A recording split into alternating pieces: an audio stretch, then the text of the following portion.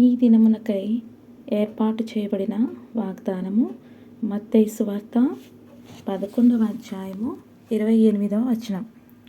ప్రయాసపడి భారం మోసుకొనుచున్న సమస్త జనులారా నా యొద్దకు రండి, నేను మీకు విశ్రాంతి కలుగజేతును. ఈ మాటకి ఉదయకాలంలో ధ్యానిద్దాం. ప్రయాసపడుట అంటే జీవిత పోరాటంలో అలసిపోవుట.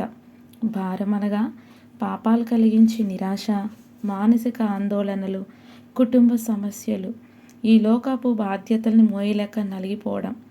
అటువంటి ప్రయాసపడి భారము మోయిచున్న ప్రతి ఒక్కరిని ఈ ఉదయకాలమున యేసయ్య పిలుస్తున్నాడండి, ఆహ్వానిస్తున్నాడు.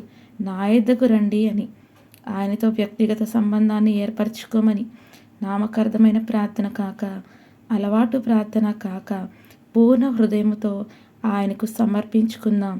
ఆయన పిలుపుకు లోబడిన వారికి విశ్రాంతి కలుగజేస్తానని గొప్ప వాగ్దానం చేస్తున్నారు. అంటే మన పాప భారాన్ని తీసివేస్తానంటున్నారు. ఆయన మనకు తోడుగా ఉన్నారనే నమ్మకము ద్వారా మన యొక్క ఆత్మకు కలిగే నిశ్చలమైన శాంతిని అనుగ్రహిస్తానని అంటున్నారు.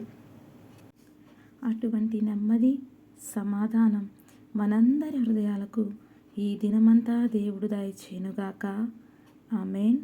మన ప్రభువైన యేసుక్రీస్తు కృపయు, దేవుని ప్రేమయు, పరిశుద్ధాత్మ దేవుని యొక్క అన్యోన్య సహవాసము ఈ దినమంతా విశ్వాసుల ప్రార్థనా మందిరం విశ్వాసులందరికీ దేవుడు దయచేయునుగాక.